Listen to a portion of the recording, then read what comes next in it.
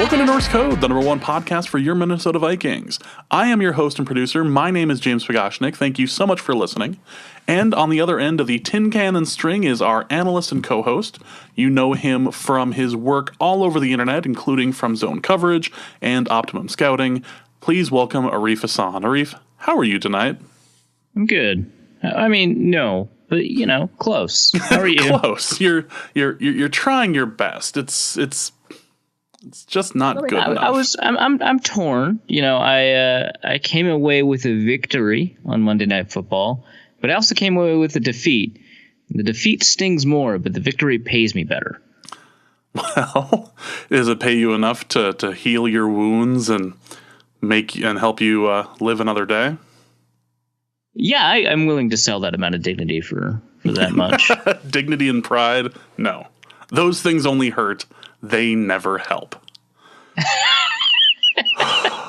Should just have the big bandage on the back of my head. How's your pride? How's your dignity doing? Oh my God. Yeah, this didn't end well. And for those who don't want to listen to a fantasy football rant, you can skip ahead the next minute or two. But I promise this will be entertaining and has very little to do with fantasy football. I can't believe that I haven't missed an extra point all year. And I looked at the schedule. This is like the one game I'm going to win this year against Don from Ohio, who has done nothing but taunt and troll and make fun of me/us for how terrible we are. The whole podcast about how terrible we are in the league this year. And that so-and-so gets lucky and I miss an extra point, and that's why I lost. Yeah, you lost by 9 points. People unfamiliar with the scoring system that the league uses, you lose 25 points for every missed extra point. Every missed extra point is negative 25 points, hoisted by my own petard, as a man once said. And there was a question as to whether or not I will, because I had lost, whether or not I will have this rule for next year. Of course I will. Absolutely. This rule is the only reason I have 2 leagues at this point. What is fantasy football? What is anything at this moment? Like, I haven't been this bewildered since the I may have told this story before, and if I did, it was like 4.5, 5 years ago. So apologies for getting this twice, but I once had a perfect season, and it was glorious. It was in the early days of fantasy football. We had a real tight-knit group at Amazon when we were playing. It was great. And I went into the playoffs that year undefeated, feeling great. Everything was going my way. I was a powerhouse. Then you know what happened? I ran into Brett Favre and Brett Favre's dad dying. And I watched that game and watched my perfect season whittle away as Favre threw touchdown after touchdown after touchdown. And just I haven't been this bewildered after a fantasy loss since then. It's just really? You can't. This is the game. This is how it all ends, huh? This is. It was a real rough night for you. It was. When Favre's father died. It was. Yeah, it must have been tough. I would argue that I was at least the second most affected by that, other than the friends and family of the players of that Raiders team that night. But it was brutal, and so I haven't had time to fully digest this. But I will say that I am full of hate, and full of hate for any hoodie that exists in the state of Ohio. Even though I'm fairly certain that's not actually where he resides. His name isn't Don either, but still, it's rough. So I'm full of hate. And you lost to Dusty, so I guess I can't feel, terrible. Yeah, but to be fair, I've also lost to Dusty twice. I mean, you lost to everyone, so it's not quite the... There's a very realistic possibility of me going 0 and whatever for the year. Right. I think so this game against Dusty was what was going to put me in the playoffs, or not put me in the playoffs, but allow me to continue the fight for the playoffs. I think I'm out now, which sucks. I had put little bit of something extra on the over, but I also had the Carolina defense. I saw that Dusty had Kenyon Drake, and I was like, oh, if the Carolina defense outscores Kenyon Drake by like 3 points, which certainly seems possible. It would seem probable, in fact. Yeah, I'm probably good. Panthers get an interception. Kenyon Drake gets a 66-yard touchdown. Whatever. Screw this. At least the other. You want to probably not a wager because those are obviously not legal in the state of Minnesota, but sort of the other points of pride have carried out at least. Yeah, I'll say that. Yeah, there we go. That's how we'll put it. Well, at least the guy on your team that you were counting to bring you back wasn't throwing touchdowns to the the guy that the other guy that your opponent had. The fact that Hoodie had Devin touchdowns, that's so. That's it for any talk about fantasy football. I am full of hate, and I wish to burn everything to the ground. But before we get to that, thank you guys so much for listening to the show. We really do appreciate everything that you've done to help promote the show, to help support the show. Again, thank you guys so much. We do have a couple of donors to quick go over. We have a Patreon and a PayPal this week. A quick thank you to Austin Medasian. I assume that's how it's going to be pronounced because that's how I'm going to pronounce it, who left us a little note on Patreon who said, "You guys do podcasting right. You're a great mix of funny, knowledgeable, and not taking yourself too seriously." I think we might have just violated that. I appreciate hearing an honest and in-depth perspective on my favorite team from fellow fans. I'm happy to help support your hard work each month. Keep it up. Thank you, Austin.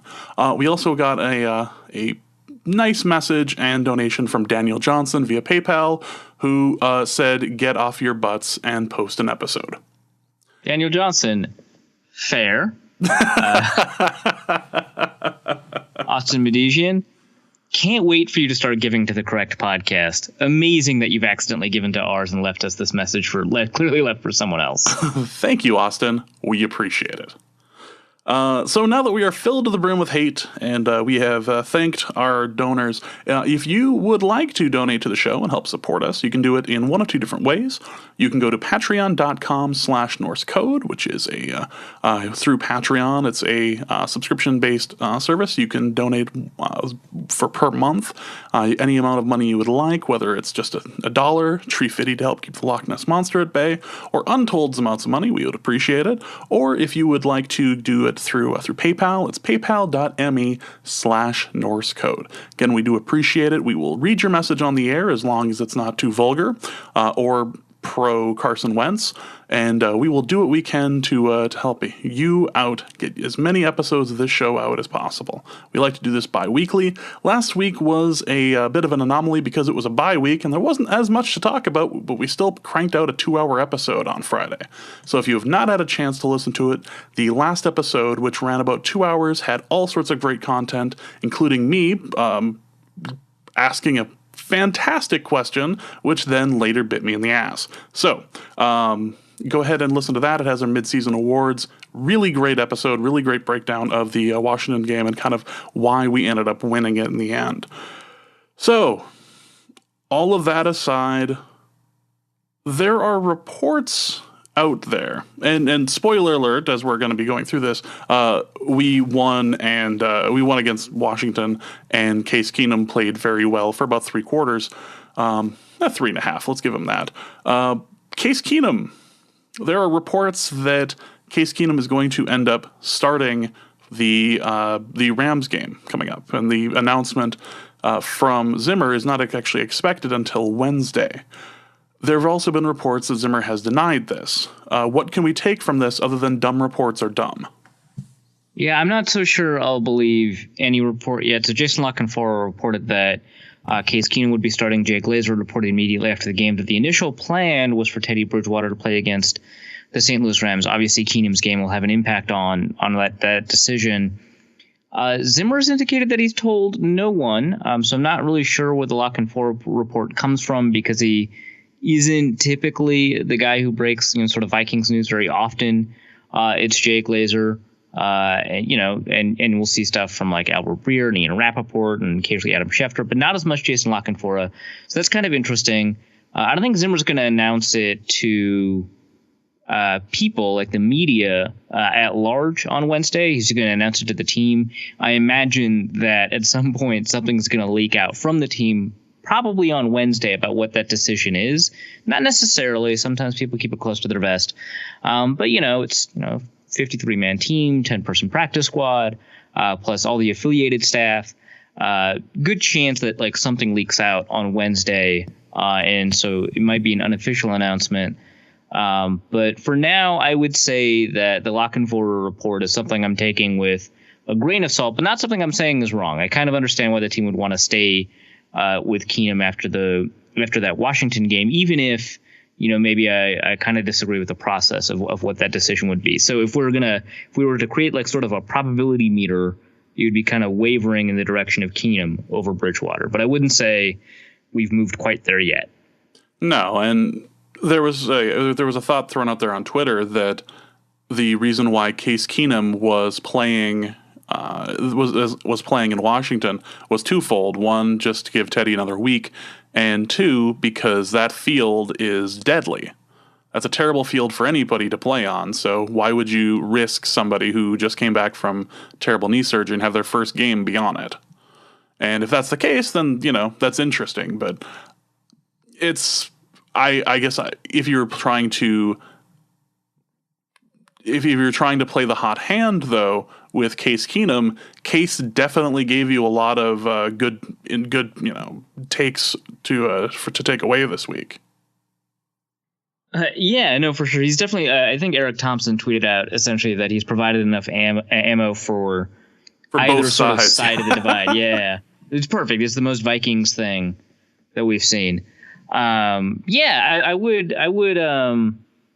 So the Washington Field thing, I think, is something that a lot of people think. A lot of us, and I think a lot of people in football too. But I saw a breakdown. I'll end up posting it in the show notes of injuries by, especially lower body injuries, but all injuries by field, right? And so it broke it down by all injuries by visiting teams, right? Because home teams may have adapted to it or know the quirks of the field or whatever, and lower body injuries by field. And Washington's actually at the lower end. It's in the bottom 3 out of all the fields, which really kind of like screws your perception, because you remember Adrian Peterson, you remember Robert Griffin.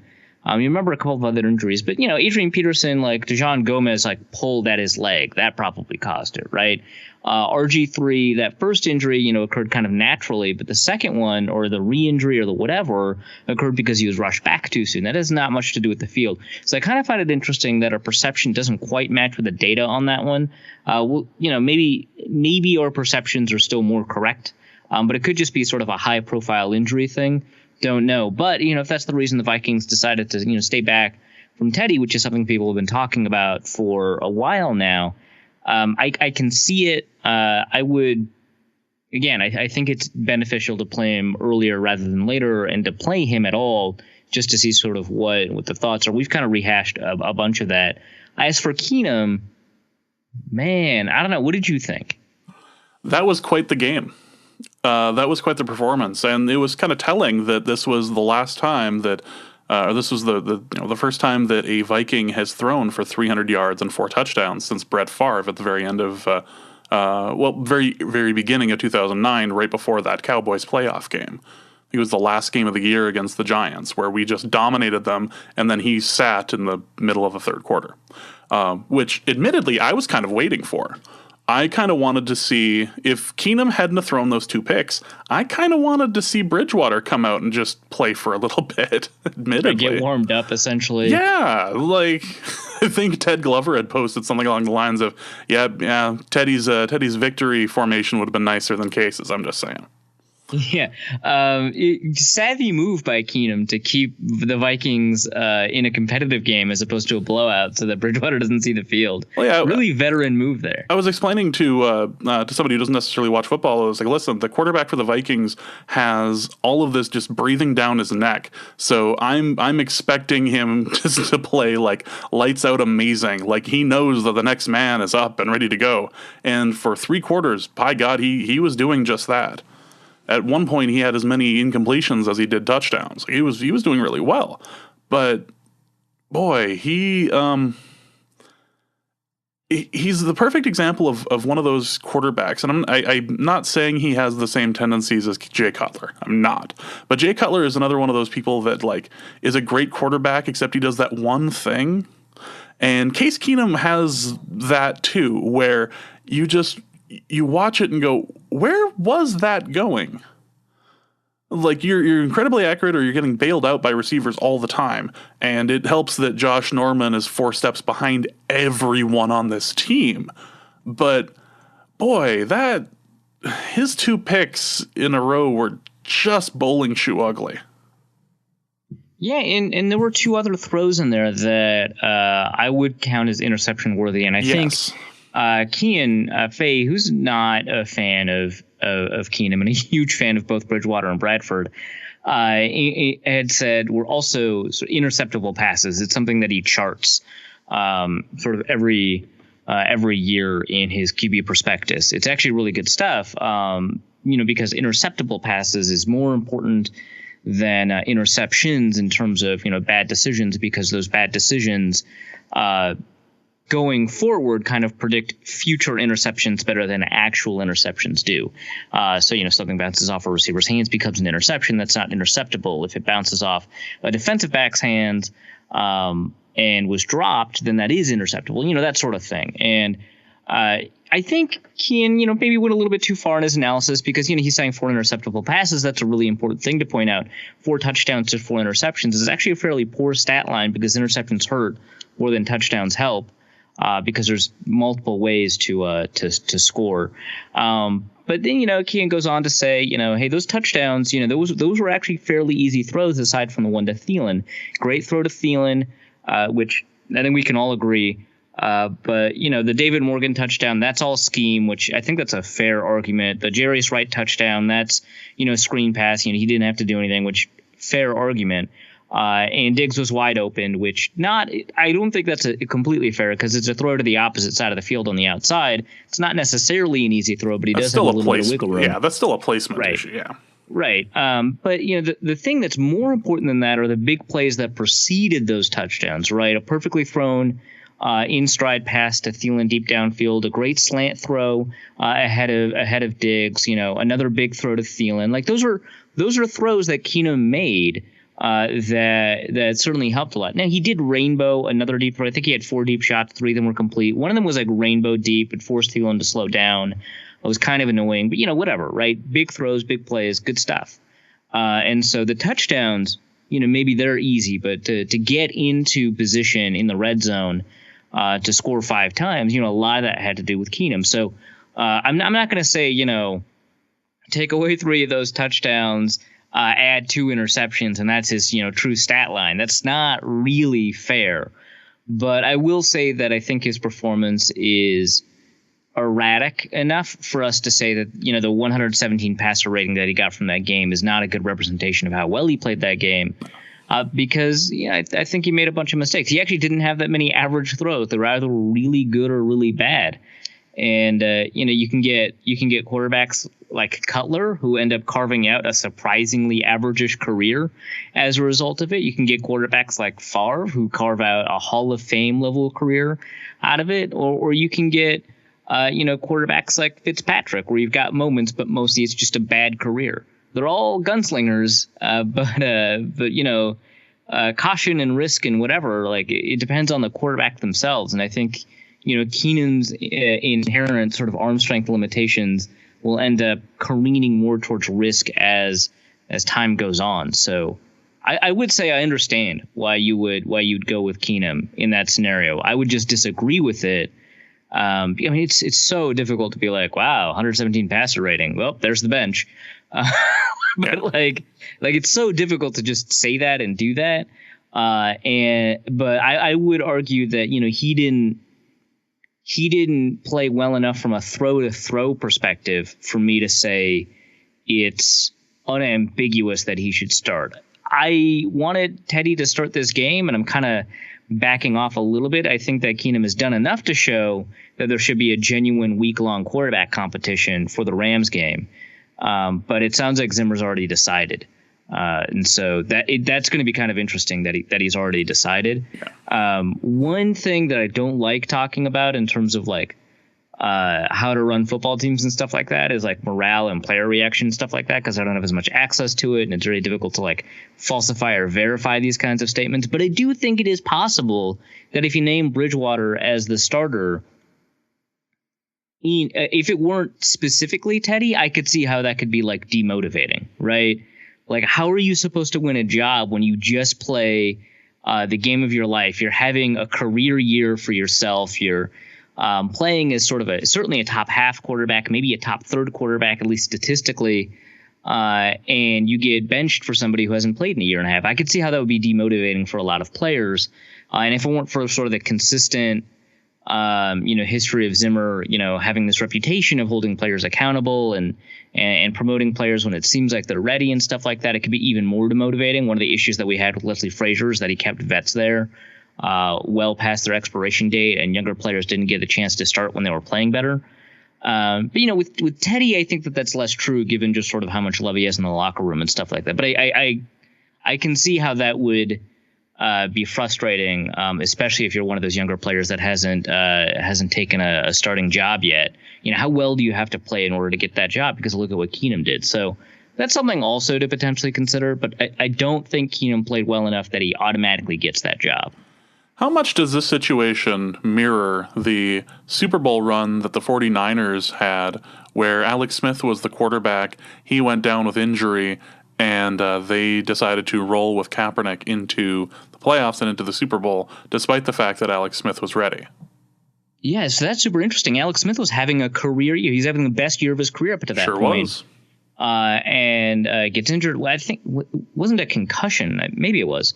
Kaepernick plays for a couple of games before Alex Smith is healthy again. Alex Smith does become healthy, and they stick with Kaepernick. There is some level of, I think, a parallel to it, just because Kaepernick was the backup, that's what he was. And then he played well enough to sort of, quote unquote, get the starting job. But, there are some differences, too, right? Because I think part of it is that Kaepernick was being groomed to eventually be a starter. I don't think that's the investment that the Vikings have made in Case Keenum, nor do I think it's an investment that they'll make coming next year. I think they'll let him hit, free agency and make a ton of money, which he absolutely deserves to make. But, that's one thing to consider. Another thing to consider is that at the time, everyone, I think, believes that Kaepernick has much more upside as a passer. And so getting him these opportunities in games that he's winning now will give him the opportunity to develop the kind of consistency that will allow him to be a top-level quarterback. That's why they signed that huge, interesting deal with Kaepernick that honestly was more harmful for Kaepernick, even, excluding sort of the whole situation because of the weird nature of the guarantees in that deal, because it was essentially not a guaranteed contract at all. But, it's why that they committed to at least a large dollar amount is because, you had this enormous upside. And if you could develop consistency, then that upside would be developed into something truly, outrageous. Whereas Alex Smith, who has a lot of athleticism, not as much as Kaepernick, a lot of arm strength, not as much as Kaepernick, wasn't perceived to have that kind of upside because he had been developed for so long and felt like he was getting close to a ceiling and all that. And so it's kind of an inverse, right? Because I think most people believe that Bridgewater has more upside.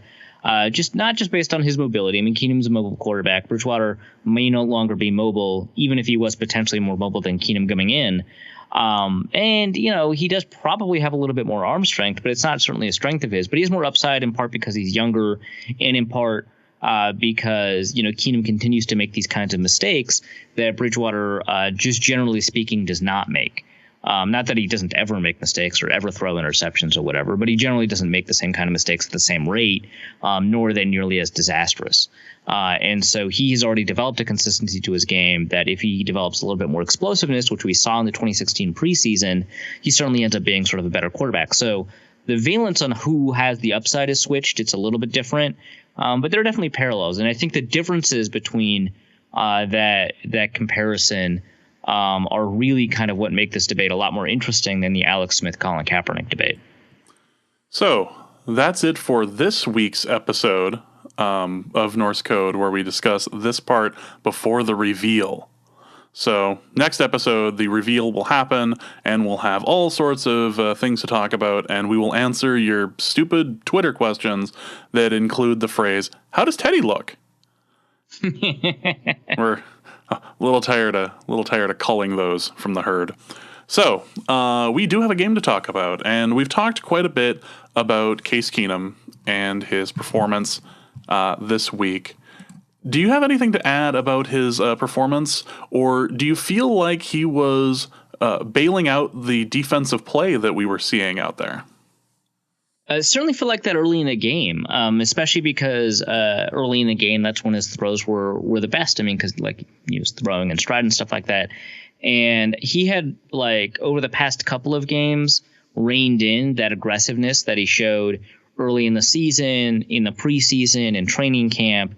He had reined in a lot of that aggressiveness, and he, along with Pat Shurmer calling the plays that are appropriate for it, brought back that sort of aggression, I think, at the appropriate time, because the defense had just given up a couple of points and a couple of scoring drives, and so the Vikings needed to score to stay in the game, and that is when you get aggressive. And I think that's props to both Pat Shurmer and Case Keenum for figuring out a balance, because I think earlier Keenum didn't have a balance. He was kind of always aggressive.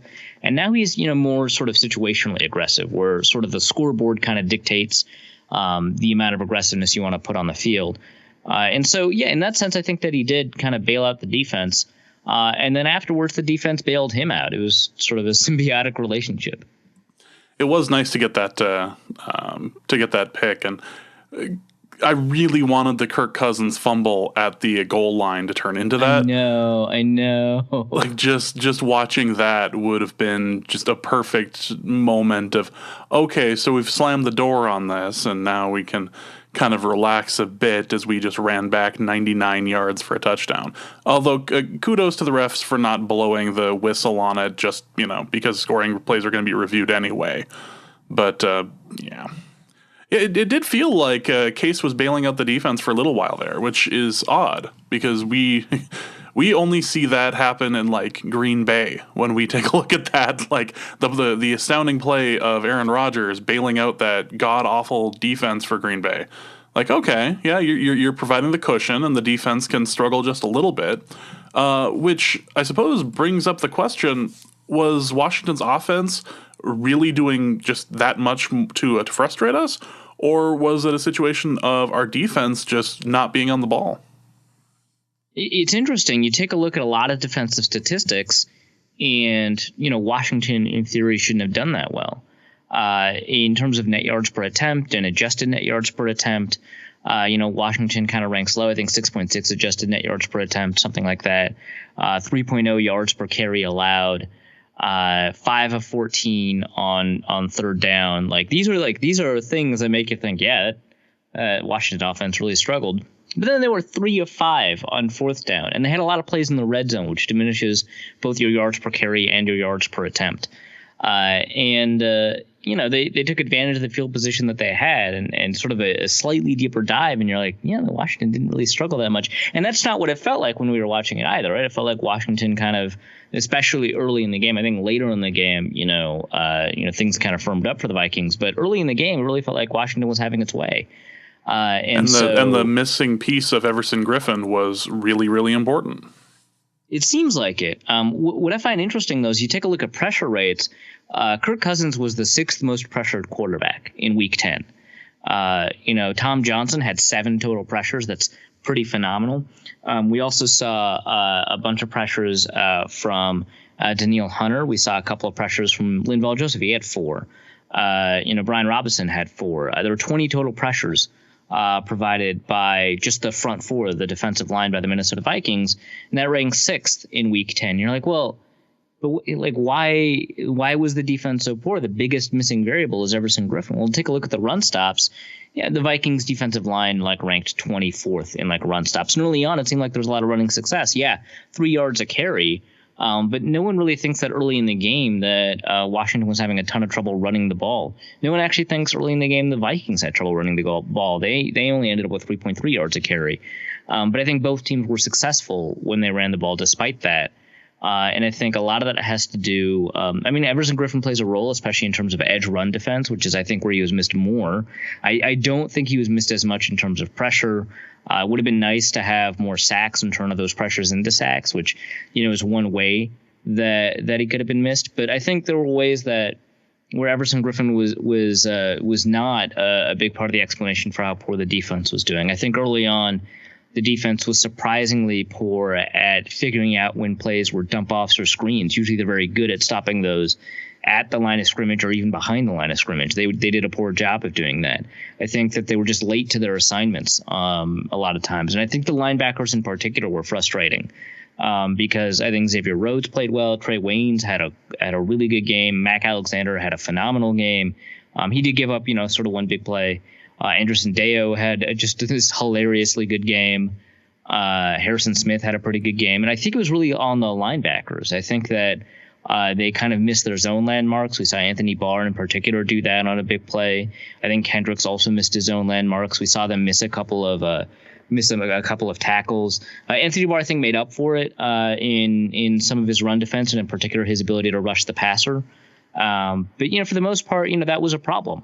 And so that might, I think, be sort of a big problem. And then, despite all of the members of the secondary largely having a good day, they all at least had one play where they just really messed up kind of royally. I think Xavier Rhodes had it. Obviously, Mac had it. Trey Waynes didn't even mess up that royally. It was just this amazing catch by Maurice Hurst, which you're like, yeah, whatever, that happens. Yeah. At some point, you can just write those off. Like if it's like one of those situations where you take the college course and they let you drop the lowest score for an exam. Like, yeah, right. It felt like one of those. Like, okay, well, everybody gets one. Right, and I think the secondary, everybody got one, and that makes sense, and everyone played well. But if 5 people get like one big play, then that's a lot of big plays, So that's kind of what happened. Where I think people were playing well, and it just so happened that aside, I think I don't think Eric Kendricks had a very good game. Aside from Kendricks, who did have good moments, right? Most people were playing well most of the time. It just so happened that nobody was perfect, right? Except I guess on offense where Rashad Hill didn't allow a single pressure. No, not a single one.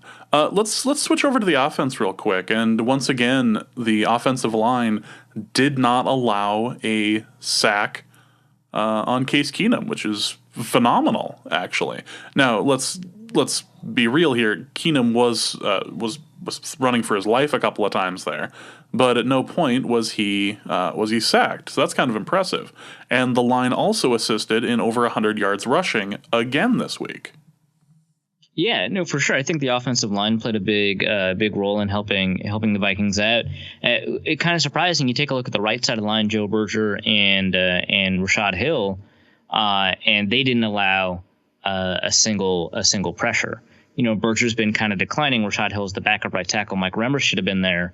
And that's a little bit surprising. You take a look at the left side of the line. Riley Reif is having a great season. Nick Easton's back. He's supposed to have a little bit of upside as a younger guy. Pat Elflein, a lot of people are very excited about him. They gave up a lot more pressure. And in fact, it was mostly because of them that the Vikings, I think Case Keenum was like the 8th or 9th most pressured quarterback of week 10. And you're like, wait, what happened? Why is like the 36-year-old or however old Joe Berger is and the backup right tackle? Why are they doing perfectly in pass protection? Why is everyone else giving up pressure? It was kind of weird. But largely I think they did well, especially as run blocking, like you mentioned.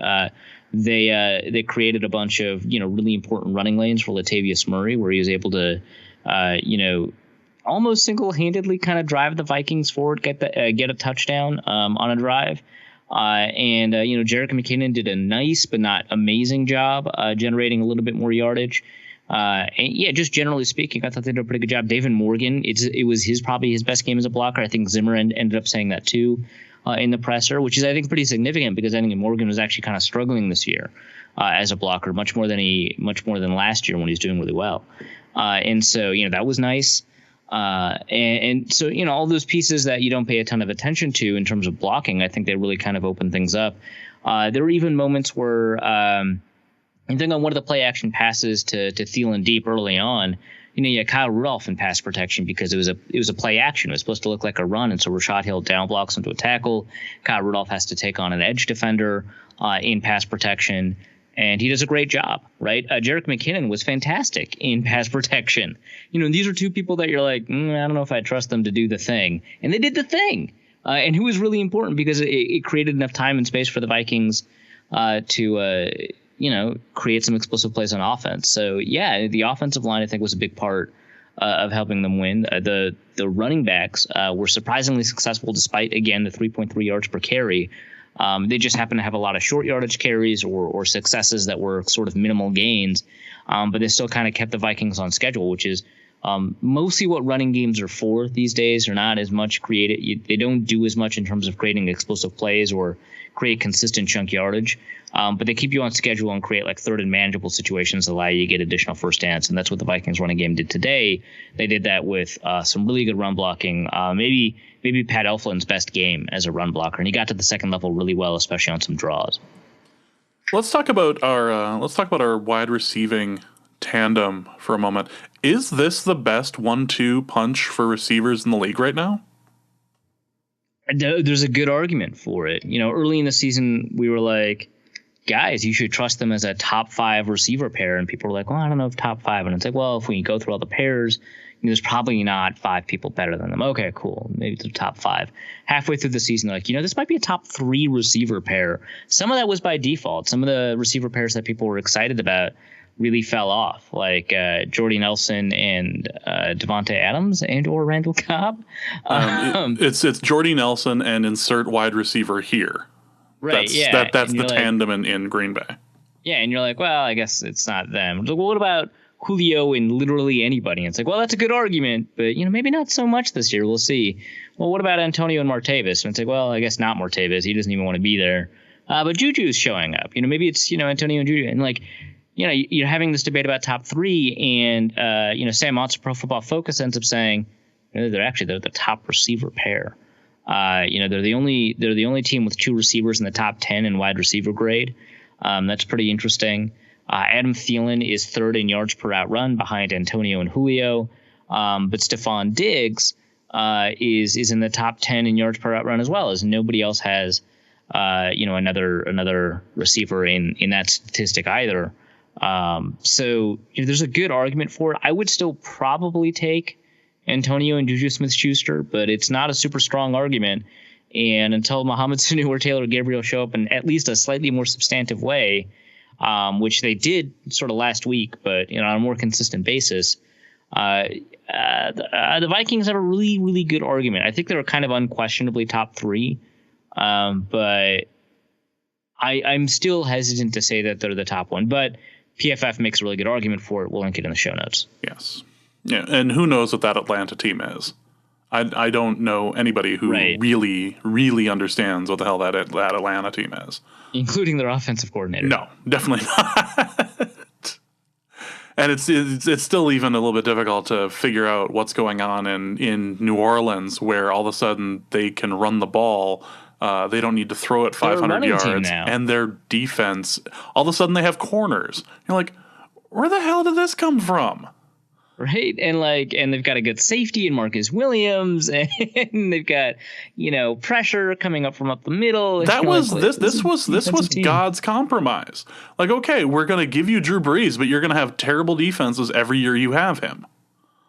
And now the deal expired. I guess I don't.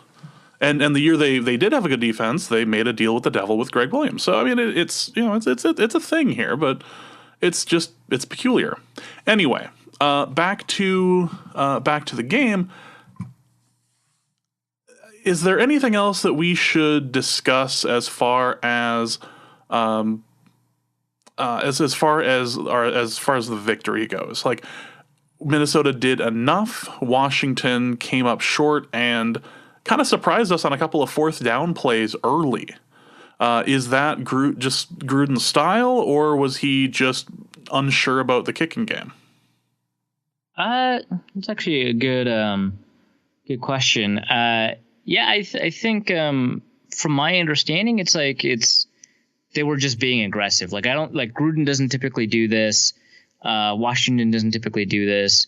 And they're also not like super nervous about their kicking game or punting game. Not that they're like, all gung ho about like Nick Rose and whoever their punter is. Who is he? Tress Way, which sounds like a made up name. But I'm not actually convinced that that's the name. I think that might just be the name of somebody who answered or who sent in a question, and you're just looking at the show notes. I'm actually checking that now. But yeah, I mean, they're like reasonably confident in their kicking game. I mean, their punter, Tressway, had a 52-yard punt. Nick Rose had a 55-yard kick that, was a field goal, right? But, it obviously made sense to go for it on fourth down in those situations, especially when it's that successful. I think it was more, you might as well be aggressive this time because this is a game that's going to help determine NFC seeding. And at this point, sort of you're behind and you need to make up some lost ground. So it made a lot of sense. The Vikings were fairly unprepared on fourth down. I don't really know why, because it's not as if any of those were fakes. I will say I was quite pleased to see no one jumped on any of those fourth downs. Hooray. I do think that special teams does play a pretty significant role. I mean, Kai Forbath was, as you would expect, perfect on extra points. I should have started Kai Forbath. I had the ability to pick him up on the waiver wire, and I didn't. And I decided I'm going to pick a guy who's playing indoors in Indianapolis with no wind, no weather to deal with, nothing. I'm going to let him do it, and he misses. God, I hate him so much. All right. So anyway, you were talking about Cobra Kai Forbath. Right. He makes all the extra points. He makes a field goal. But the problem is, Ryan Quigley, I think, had a really poor performance. His longest punt was 41 yards, and he didn't get a single one inside the 20, which, I mean, I guess he avoided a touchback or whatever, but he didn't get one inside the 20. So, who cares? But beyond that, the kick coverage unit was doing a pretty poor job. The Washington had 3 different players return kicks because of injuries. And regardless, they all advanced the ball nearly to the 25-yard line. And, the longest was 29. It wasn't like they gave up a huge kick return or anything like that. But they still allowed, sort of the Washington special teams unit to set up these small advantages. And so the special teams kind of played a role. We didn't really talk much about that, but the Vikings usually have a field position advantage because of their special teams and because of their defense. And in this game, they didn't. And that kind of contributed to the problems where a lackluster offensive set of statistics for the Washington Redskins ends up turning into 30 points, which in fairness, 10 of those points were scored in the fourth quarter after the Vikings had kind of gotten a little bit more in terms of the game. But still, especially early on, Zimmer ended up saying that he didn't think the defense actually played as poorly as he felt, which makes a lot of sense. The second through fourth quarters, it really doesn't feel like the defense was that bad. And those first games kind of just leave this indelible impression on you. And then those field position problems, especially off those turnovers, really kind of magnify things where the defense doesn't really have a lot of role in what those interceptions do. They had a fumble 6 taken away in a difficult situation, that sort of thing. So I get it. But it's kind of the way the ball bounces. And, early on, I don't think this ended up being true as the game went on, but early on, a bunch of reasonable calls from the referees were ambiguous, but they kind of went in Washington's favor, which also sucked. Yeah. Well, that's going to be it for going over the game. Let's head over to the mailbag and Kyle Slabby, who asks, Pat Shurmer is coaching blank as the blank, and his opening day QB is blank next season.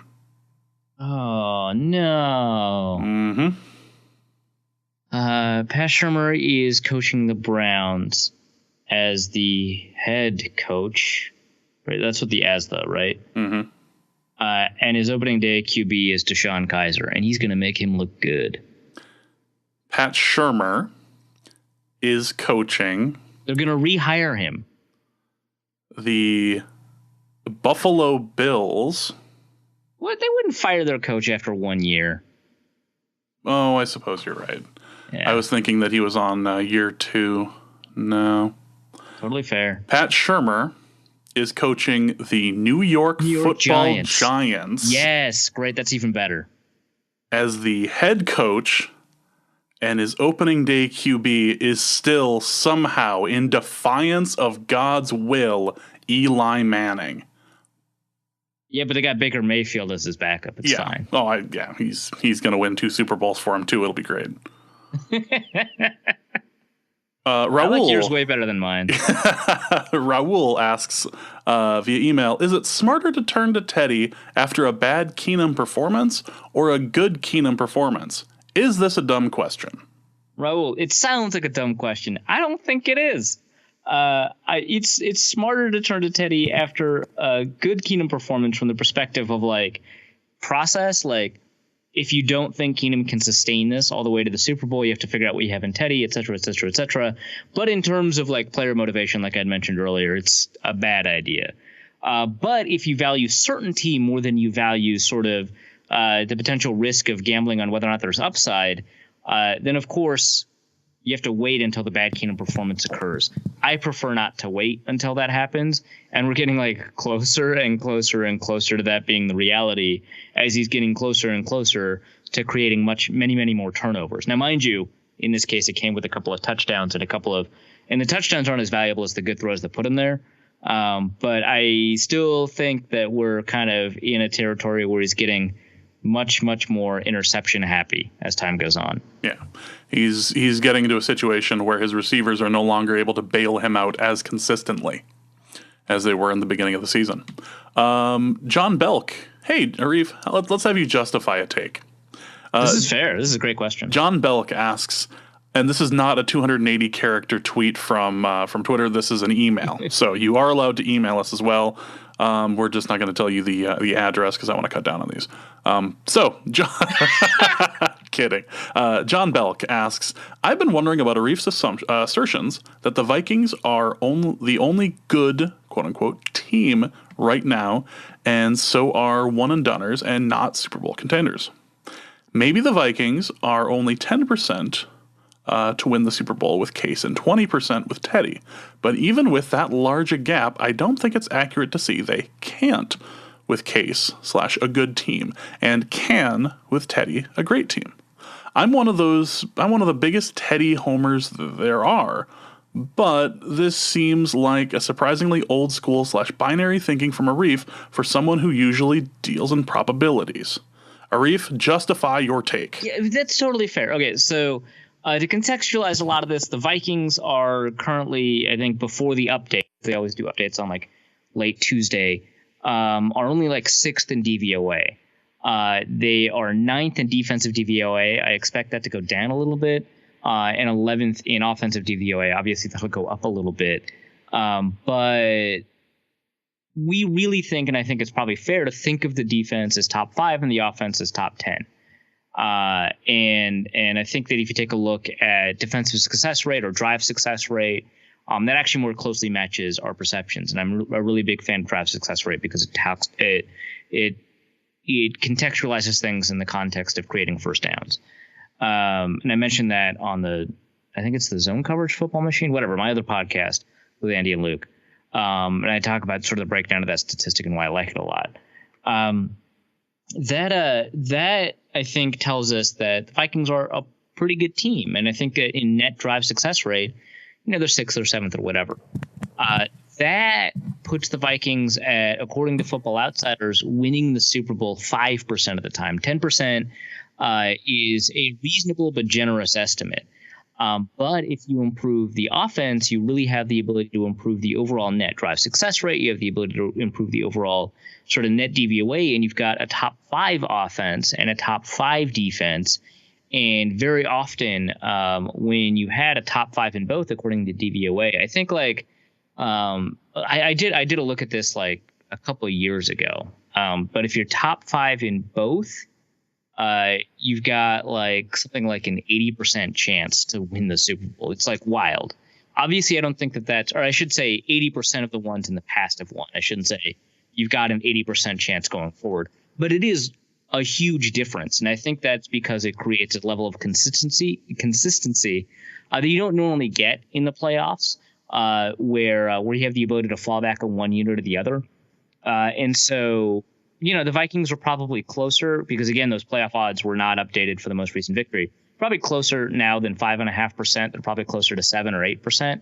But I think the Vikings would be significant. Like, I think it's difficult to overstate the boost that you have by moving 2 units into the top 5 instead of having 1 unit in the top 10 and 1 unit just outside the top 10. Like, the marginal gains at this level are really significant in terms of boosting Super Bowl odds, because that allows you to get over teams that are currently sort of occupying that potential territory, like the Eagles and potentially the Rams. And so, yeah, I understand that sounds like super old school binary type of thinking. Like, it's an arbitrary descriptor, good team versus great team. But there's not that many great teams, and there's a lot of good teams like every year. And a lot of good teams make it to the playoffs to go 1 and done or 2 and done, right? It doesn't have to be 1 and done. But great teams typically, not always. I mean, you could take a look at the 2004 Colts, you could take a look at the 2011 Packers, but great teams typically win the Super Bowl, right? And if we define great as being top 5 in both, then they almost always win the Super Bowl. Again, I don't think the actual probability is like near 80% or whatever. But it's probably not super far from it based on history. So, yeah, the marginal gains are actually really enormous. And I think the Vikings could do a lot by exploring those marginal gains. But this is a really good question. It's good to force me to hold accountable to my typical process. And that has been another episode of Defend Your Take. Justify your take. Cyril Figgis, who's apparently taking time away from being annoyed by Archer, asks the question, what are some notable traits / tendencies of Shurmer offenses? That's a really good question. I should probably turn that into an article. But from what I've seen so far, there's a really high rate of play action, even without Dalvin Cook. That's a big part of what the Vikings have been doing. They kind of lead the league, or are a league. I haven't checked most recently, but are among the league leaders in play action percentage, where you take a look at all the passes, see how many are play action attempts. That's a big part of it. There's a lot of diversity of the offense. There's a really good piece published in the Star Tribune by Ben Gessling about the diversity in the offense. In the red zone alone, the Vikings against Washington had 5 different personnel packages score touchdowns to 5 different receivers. Everyone knows about the 5 receivers thing, but the personnel package thing is kind of interesting. They've done some creative things, like, of course, they move Riley Arif to the right side in an unblocked line formation to move more players to the point of attack. That formation has not been typically very successful, but it's fine. But the thing that's kind of most exciting is it actually, and this is not going to sound exciting, it reminds me of Bill Musgrave, but only the good parts of Bill Musgrave. One of the things that Bill Musgrave did really well when he was with the Vikings was self-scouting and breaking tendencies and creating these season-long tendencies that you'd end up using to screw with other teams. It's something Bill Belichick likes to do. It's something that really good Andy Reid has done it this year. Really good offensive coordinators do it, which is they create a tendency based off of both down and distance and personnel, and then they break that tendency in obviously unpredictable ways. Jason Garrett actually used to be really bad at this. He's probably gotten a little bit better, and he's probably let loose of offensive coordinating. But they would figure out sort of what would opponents scout based off of what we've done, and how can we kind of break with that. So the David Morgan touchdown, I think this is outlined in the Gessling piece. The David Morgan touchdown is a good example of this, where typically the Vikings ran out of that formation a lot with Jerick McKinnon. That's how they scored a touchdown with McKinnon. The next time they ended up, with all the same sort of footwork and steps and motions and movements. David Morgan pretends to block, gets out into open space, and now he's open. This is something Shurmur's done kind of consistently throughout the year, where he shows not just the down and distance personnel, but the same kind of motions and movements and tendencies. And he's also coached the offense to do a better job of doing things like selling play action. And one of the things Keenum is probably better than anyone else in the roster at is selling play action too. So he's actually doing a pretty good job of playing, part in that deception. And the Vikings clearly have a lot more tools in their toolbox with that regards, because they're actually not running that many screen passes this year relative to last year. And we know that that's something Shurmer has done pretty effectively, and he's learned a lot about the screen game and the short game from his time in Philadelphia. And I think we're going to see some pretty exciting, explosive plays come out of those tendencies as well. So there's a lot of really good stuff from Shurmer that we're seeing. Next question is from Kenneth Allen, who asks, why do we always start so sloppy after buys? Do other teams do that too? Not a lot of other teams. There's a statistical basis to this question, which is that the Vikings are unusually sloppy after buys compared to a lot of other teams. And that's not just under Zimmer. That actually also goes back to Frazier, which I don't think that surprises anyone. But some teams were really good at it. Bill Belichick, really good at it. No one is surprised by that at all. Andy Reid, famously good at it. I think Doug Peterson is supposed to actually be pretty good at it, which makes sense. He studied under Andy Reid.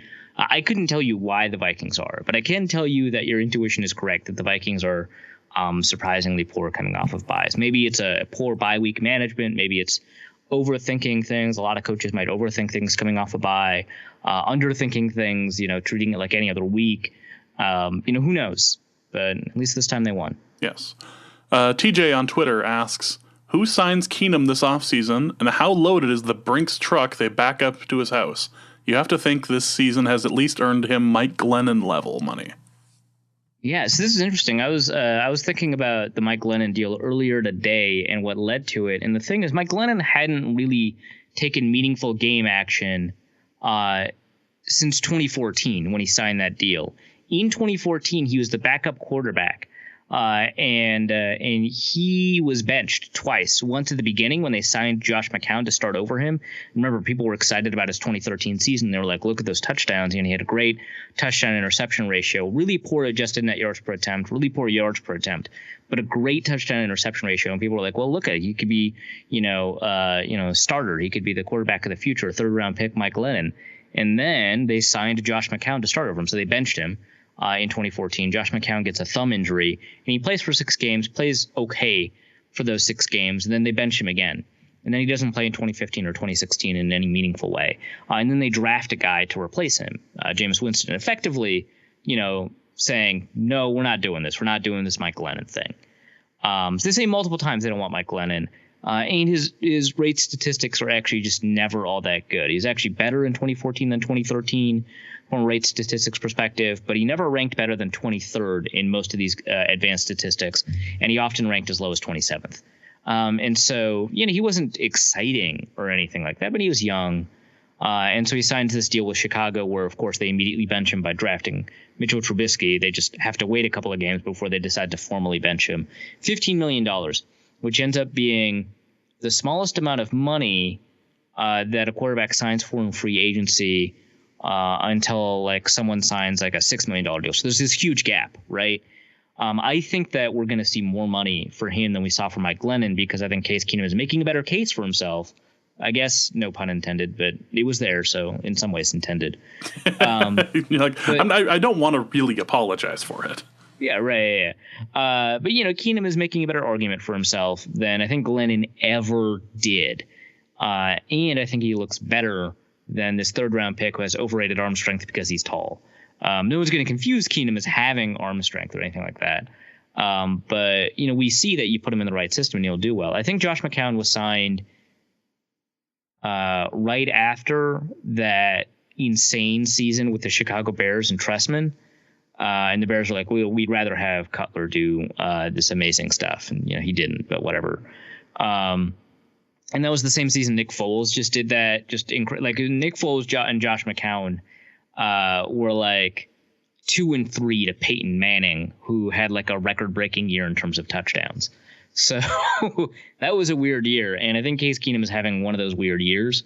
And I think another team is going to fall for it. I don't want to say fall for it because he has genuinely demonstrated some interesting traits that make him kind of a starter. Right, but then you look at him statistically and go, is this year an aberration or is this the beginning of a trend? And in the case of it being an aberration, you could make the case that somebody's falling for what could just be in a good system, good fit for him, and a really great defense, and then you throw him onto something like something like the Jets or something like the Bills, and you go, well, where's the great performances? Where are the great performances? Yeah, exactly. And you can excuse what he did with the Rams because Jeff Fisher. I mean, Jared Goff had the worst rookie season in decades. Apparently, Jeff Fisher should just be in jail for what he was doing to all of that talent. Yeah, right. Yeah, exactly. What are you doing?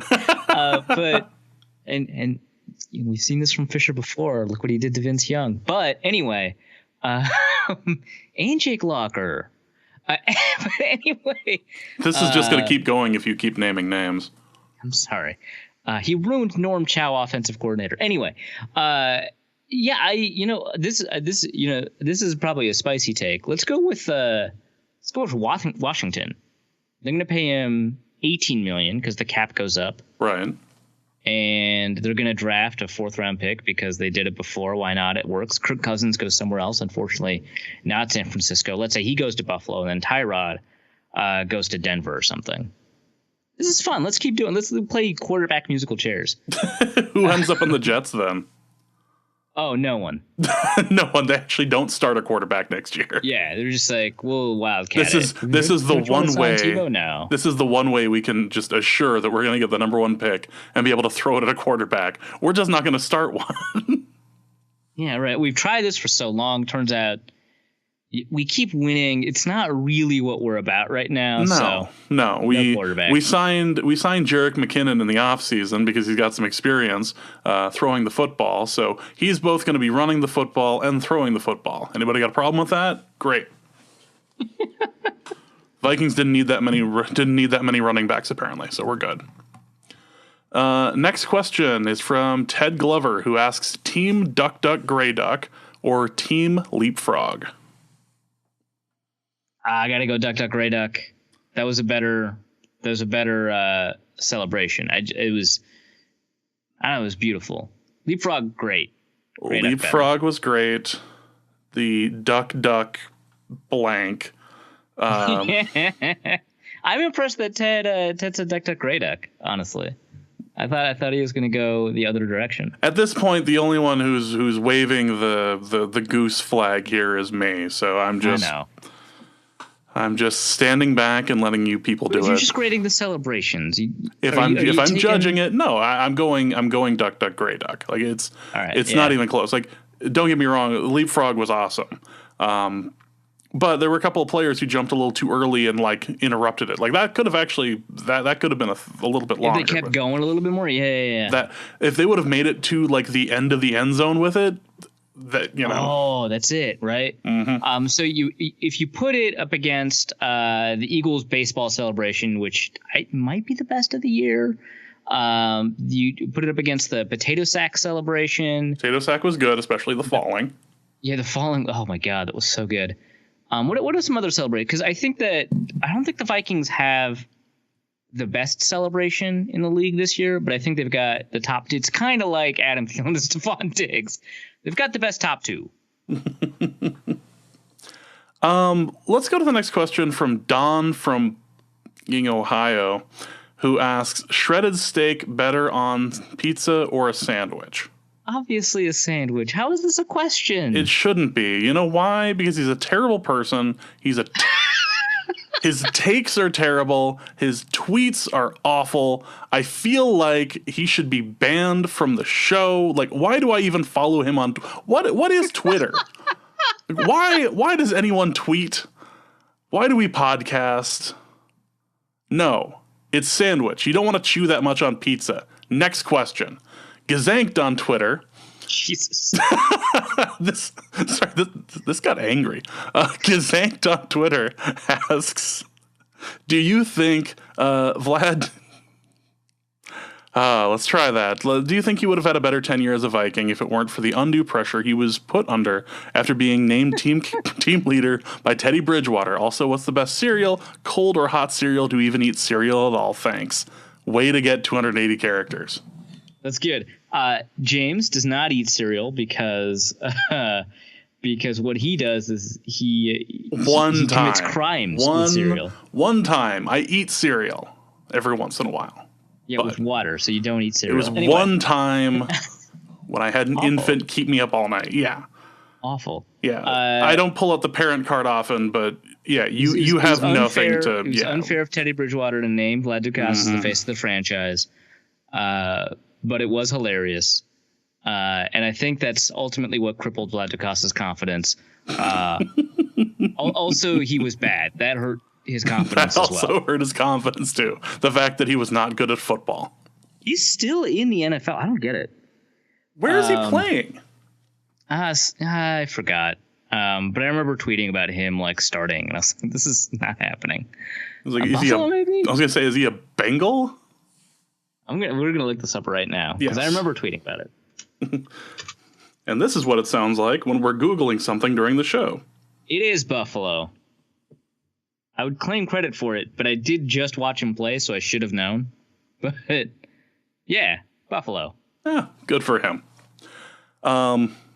What's the best breakfast cereal? I used to be a Reese's Puffs guy. Still in my top 5. Just all sugar. All of the best cereals are. Cinnamon Toast Crunch is definitely up there. Maybe my number 1. Mm-hmm. I'm turning around to Lucky Charms. I think I'm gonna boost Lucky Charms from my previous cereal ranking. They might be number 2 or 3 for me. I was back when I ate more cereal than I do. I used to be really big into Corn Puffs and Chex, Corn Chex. I didn't like. What's wrong with you? I'm not big on the super sweet stuff. I never really. Well, in the last 10, 12 years, I haven't really been big into sweets. So I was more into like savory stuff, and that worked well for me. And I'm more of a Honey Nut Cheerios person, which is sweet, but not all of the sugar all of the time. It's a good consensus above average cereal. Exactly. Parker Fisher asks, what is Rick going to title his book detailing his time with the Vikings after he retires? Pumping Iron. Pumping Iron would work. I think Rick Spielman and I are going to have the same title for our autobiographies. The title is going to be, I'm Doing It Wrong, or I'm Doing It with the Wrong People.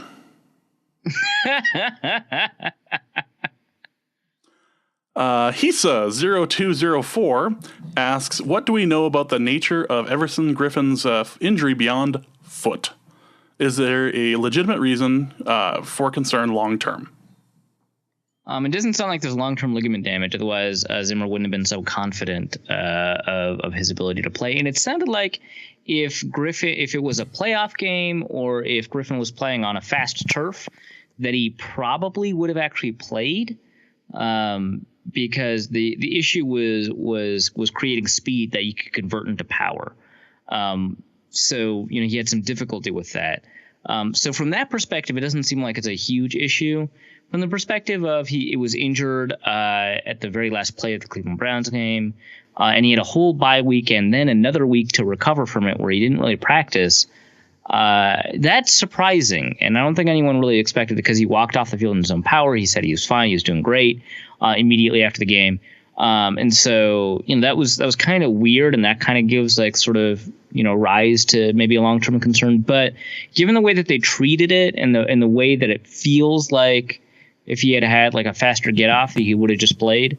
I'm not too concerned about it. Maybe he just wanted to stay off of that god awful field too.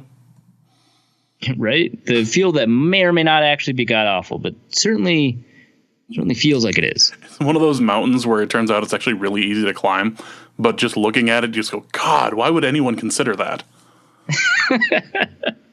Also, the final question for the mailbag is, given the Lions' easy schedule from here on out, how many games, obviously including Detroit on Thanksgiving, do you think we need to win to secure the North?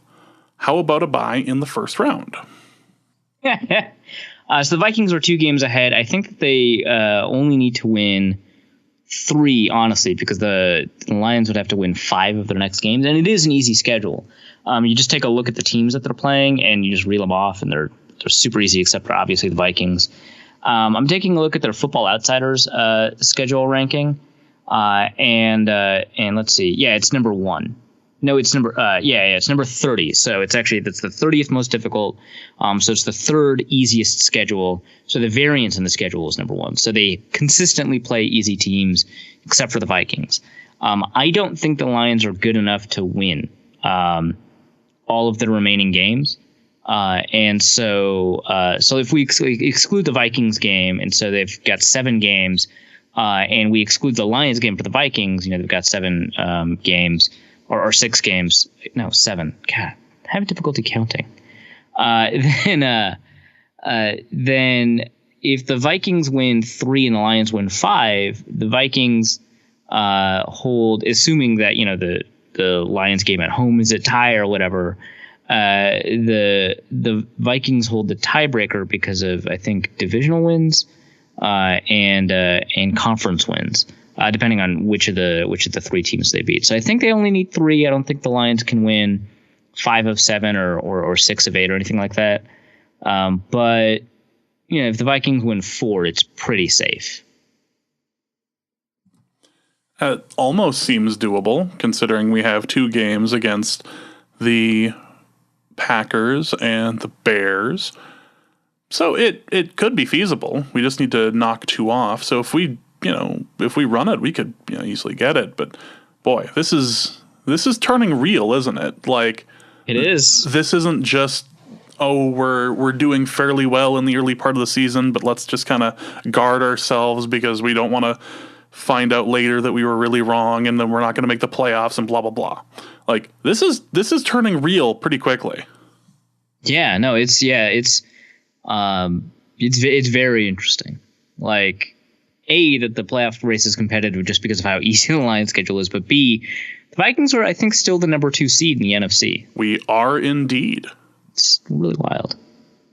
And for the most part, what this Vikings team is, just like what the Eagles team is. Despite their choice of quarterback, what they're about. This is going to get weird really quickly. Yeah, it's going to get super weird. Sweet.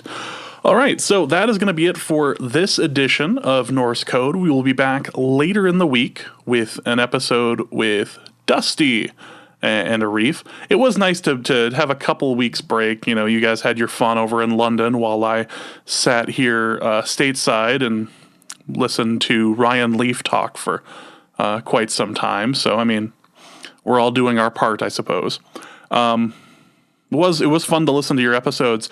If you have not had a chance to catch up on the London episodes, you are more than welcome to do that. We have both of them posted on the Norse Code podcast website. You can also find that linked at the Daily Norseman page as well, I believe.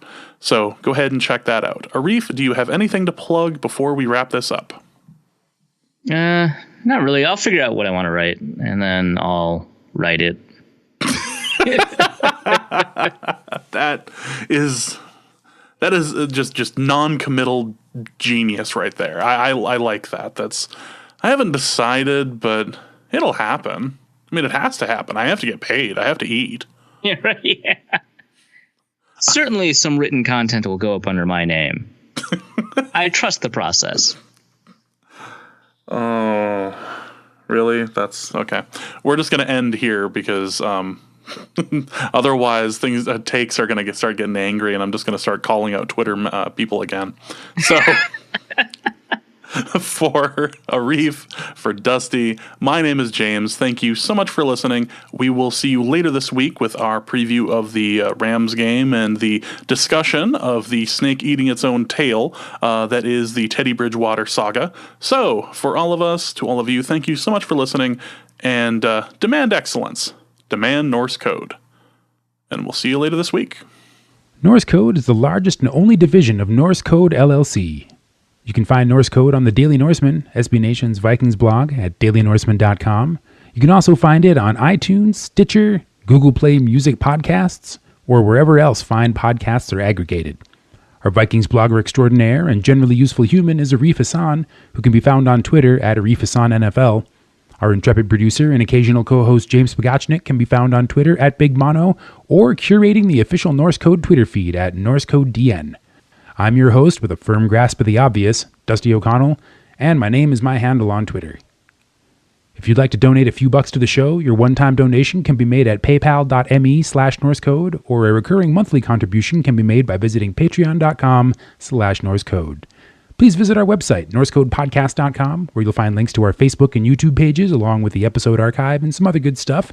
And any questions or comments that won't fit in a tweet can be emailed to norsecodepodcast@gmail.com.